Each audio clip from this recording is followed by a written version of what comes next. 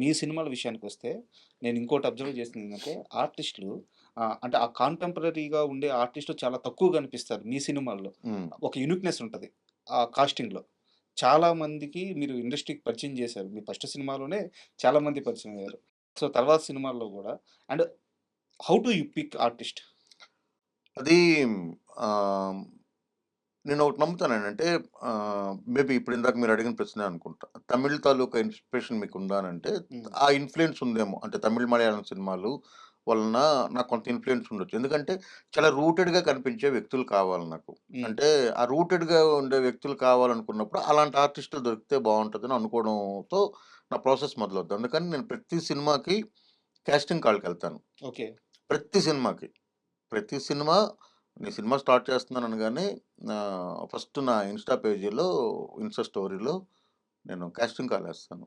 So, first profiles తీసుకుంటాను. Profile తీసుకొని అందులో నా క్యారెక్టర్స్ ఏంటి నాకు తెలుస్తాయి కాబట్టి అందులో ఎవరెవరు పనికొస్తారో వాళ్ళందరిని సార్ట్ ఔట్ చేస్తాను. తర్వాత వాళ్ళని పిలుస్తాను. హ్మ్.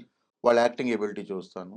ఆ క్యారెక్టర్‌ని వాళ్ళు 5% చేస్తే చాలు. మిగతా 95% నేను చేయించుకోగలనని నాకు నమ్మకం ఉంటది. ఆ 5% వాళ్ళు అంటే కామన్ సెన్స్ ఉందా లేదా అని చూస్తాను.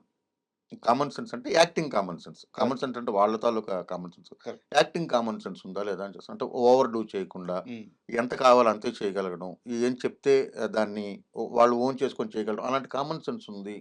ఉంటే చాలు. మిగతా 95% నేను చేయించుకోగలనని నమ్ముతాను. హ్మ్. సో, అలాంటి వాళ్ళని పిక్ చేసుకుంటాను. పిక్ చేసుకొని తర్వాత ఫస్ట్ ప్రయారిటీ తెలుగు వాళ్ళకే ఇస్తాను. హ్మ్. తెలుగు యాక్టర్స్‌కే చూస్తాను.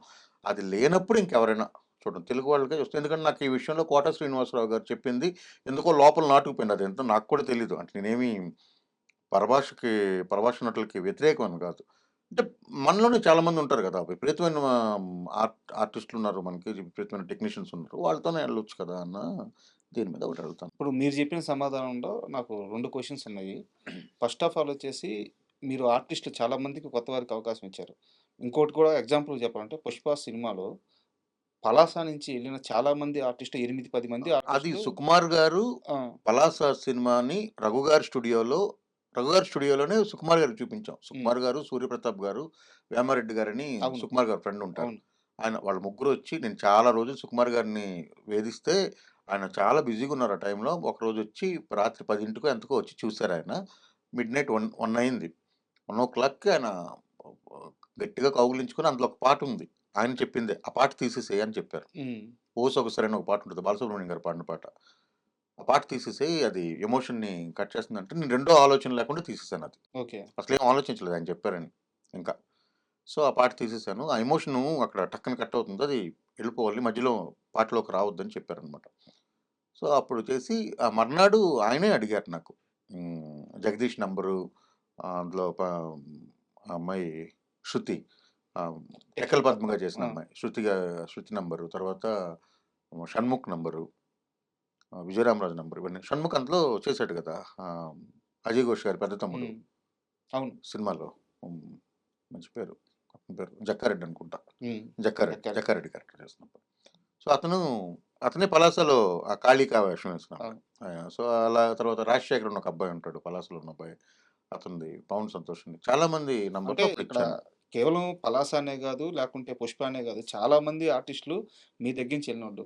బట్ ఏ రోజు గూడా వాళ్ళు స్టార్స్ అయిన తర్వాత గూడా ఎక్కడ ఆహ్, 'తరుణ్ కుమార్' పేరు జెప్పింది లేదు. 'పలాస' గురించి మాట్లాడింది లేదు. తెలీదు మరి నాకు. అది ఇప్పటికి నాకు కూడా ఆశ్చర్యమే. అంటే రీసెంట్‌గా 'పోలాకి విజయ్' మాస్టర్ ఉన్నారు గదా! ఆ! నేనే మాస్టర్ చేశాను. 'నక్లీస్ గోల్డ్' స్పాట్ నేనే ఇచ్చాను అవును. ఆయనకి. రైట్. ఆయనకి ఫోను చేసి కూడా అడిగాను. మీరు చాలా దగ్గరలో మాట్లాడుతున్నారు గదా!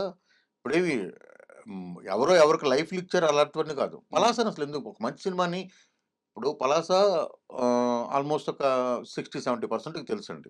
మిగతా ఒక 30% తెలీదు. నేను ఈ మధ్యన కలిసిన ఒక ముగ్గురు, నలుగురు హీరోల్లో చూడలేదు దాన్ని. హ్మ్. ఎందుకంటే మళ్ళీ ఇది వేరే సబ్జెక్ట్. హీరోలు అసలు సినిమాలు చూడరు.